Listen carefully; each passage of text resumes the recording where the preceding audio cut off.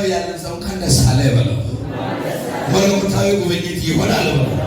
እግዚአብሔር በመንፈሱ ይጎበኛል በለው።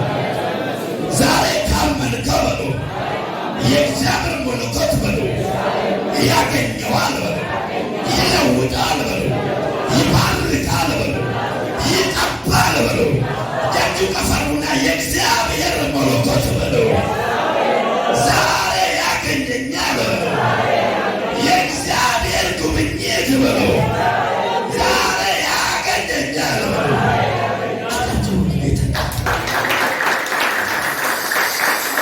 ኢየሱስ ጌታ። መለኮታዊ ጉብኝት ስንል ብዙ አይነት ጉብኝቶች አሉ። ሰዎች ሰውን ይጎበኛል፣ ጎረቤት ሰውን ይጎበኛል፣ ባለሀብቶች ባለስልጣናት ሰዎችን ይጎበኛሉ።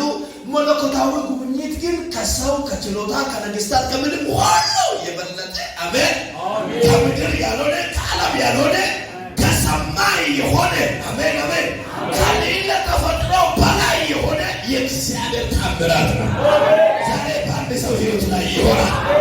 አሜን አሜን አሜን። እስኪ ከፈርግና ዛሬ በላ እኔ ህይወት በሉ ታላቅ ጉብኝት ይሆናል።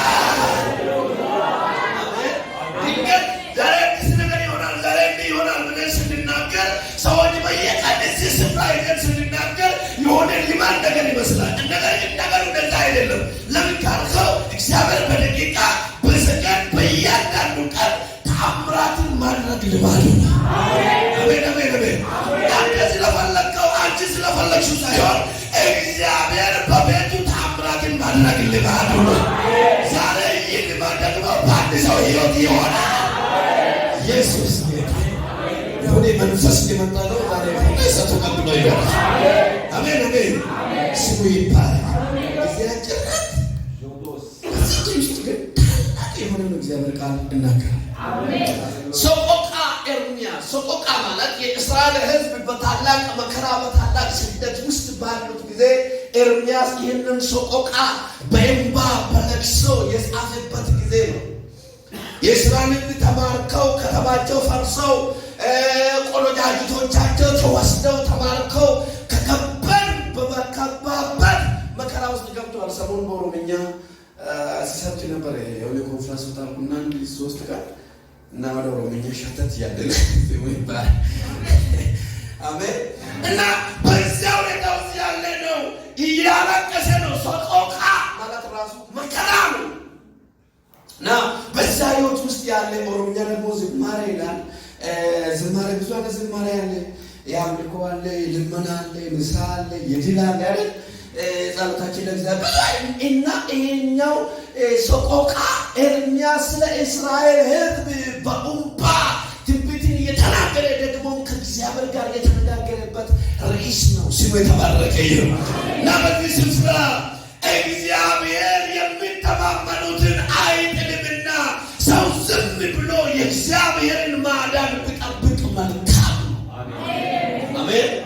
ማንን አይጥልም? እግዚአብሔር የተማመኑትን እግዚአብሔር እሱን ለሚጠሉት እግዚአብሔር እሱን ተስፋ የሚያደርጉትን አይጥልምና እና ሰው ዝም ብሎ የእግዚአብሔርን ማዳን ቢጠብቅ መልካም ነው። አሜን አሜን አሜን። እስኪ ዝም ብዬ በሉ የእግዚአብሔርን ማዳን እጠብቃለሁ። ሰው ዝም ብሎ የእግዚአብሔርን ማዳን ቢጠብቅ መልካም ነው። ለምን? እግዚአብሔር እርሱን ተስፋ የሚያደርጉትን አይጥልምና። ስለዚህ ሰው ቢያደርግ ጥሩ ነው። ዝም ብሎ እግዚአብሔርን ተስፋ ቢያደርግ ጥሩ ነው አለ። ወደ 31 ላይ ወርዶ እግዚአብሔር ሰው እግዚአብሔር ለዘላለም ቁጥር 31 ላይ እግዚአብሔር ለዘላለም አይጥልም። ይህንን ሲናገር በብዙ መከራ ያለፈ ነው። በብዙ ጥያቄ ያለፈ ነው። በብዙ ግራ መጋባት ያለፈ ነው። ግን እንዲህ ይላል፣ ዛሬ በመከራ ውስጥ ብናልፍ፣ ዛሬ በእንባና በለቅሶ ብንኖር፣ እግዚአብሔር ግን ለዘላለም አይጥልም። ዛሬ ብንራብ፣ ዛሬ ብንሰደድ፣ ዛሬ መከራዎች በእኛ ላይ ብደራረቡ አንድ ነገር እናውቃለን። ምን? እግዚአብሔር ለዘላለም አይጥልም። አሜን አሜን አሜን። አንዳንድ ሰዎች ፈተናዎች ሲመጡባቸው እግዚአብሔር ተዋቸው ያያችሁ ይመስላል።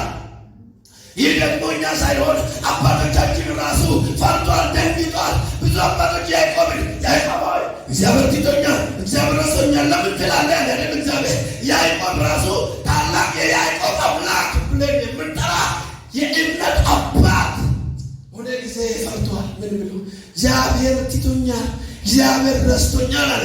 ከምን የተነሳ? ከመከራ ብዛት፣ ከፈተና ብዛት፣ ከመሰናክል ብዛት እና በዛ ዘመን በዛ ሁኔታ ውስጥ ሳሉ ኤርምያስ ግን እንዲህ አለ። መከራ፣ ጥያቄ፣ ጦርነት፣ ሕመም፣ አለመከናወን ቢኖር እንኳን ሰው ዝም ብሎ የእግዚአብሔርን ማዳን ቢጠብቅ መልካም ነው። አሜን። ብሮጥ ምንም አያመጣም፣ ቢጮህ ምንም አያመጣም፣ ቢወጣ ቢወርድ ምንም አያመጣም። የሚያዋጣ ዝም ብሎ የእግዚአብሔርን ማዳን መጠበቅ። አሜን። እግዚአብሔር ያሰረውን የሚፈታ የለም። እግዚአብሔር የዘጋውን የሚከፍት የለም። እግዚአብሔር የከፈተውን ደግሞ የሚዘጋ የለም። እግዚአብሔር የዘጋ ጊዜ ብንጮህ ብንፋቀቅ ጠብ የምናደርገው ነገር የለም። እግዚአብሔር የከፈተ ጊዜ ደግሞ ድካም አያስፈልግም። ራሱ መስመር ይዞ ይዞ ይመጣል። ዝም ብሎ ሰው የእግዚአብሔርን ማዳን ቢጠብቅ ማለት እንዴት ሲባል እግዚአብሔር ለዘላለም ሰው እግዚአብሔር ለዘላለም አይጥልም ስል በመከራ ውስጥ ልታልፍ ትችላለህ፣ በቻለኝ ውስጥ ልታልፍ ትችላለህ። ነገር ግን አንድ ቀን የጉብኝት ቀን አለ። እግዚአብሔር ትናንትና ዝም አለ ማለት ለዘላለም ዝም አለ ማለት አይደለም። ትናንትና የምትፈልገውን አላገኝም ማለት ለዘላለም አታገኝም ማለት አይደለም።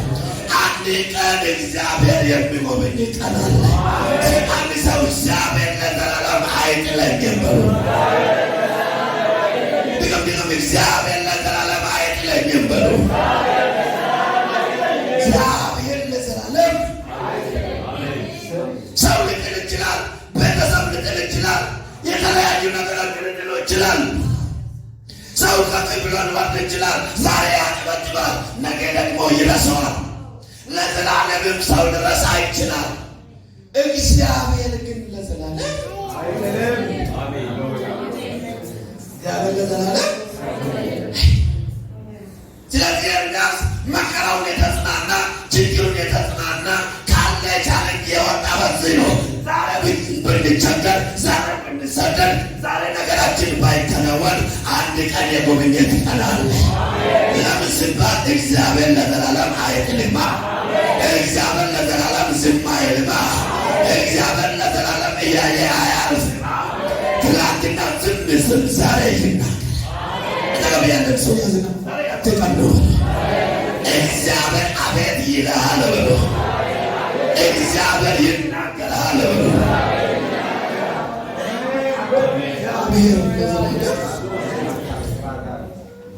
እግዚአብሔር ለዘላለም መዝሙረ ዳዊት 94 ላይ ቁጥር 14 ላይ እግዚአብሔር ሕዝቡን ርስቱን አይጥልም።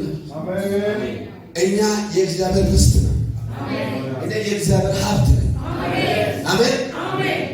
ምክንያቱም እናንተ በደሙ የተገዛችሁ ናችሁ፣ ክርስቶስ ኢየሱስ በደሙ የዋጃችሁ ናችሁ እና የራሳችሁ አይደላችሁ ብሏል ጳውሎስ።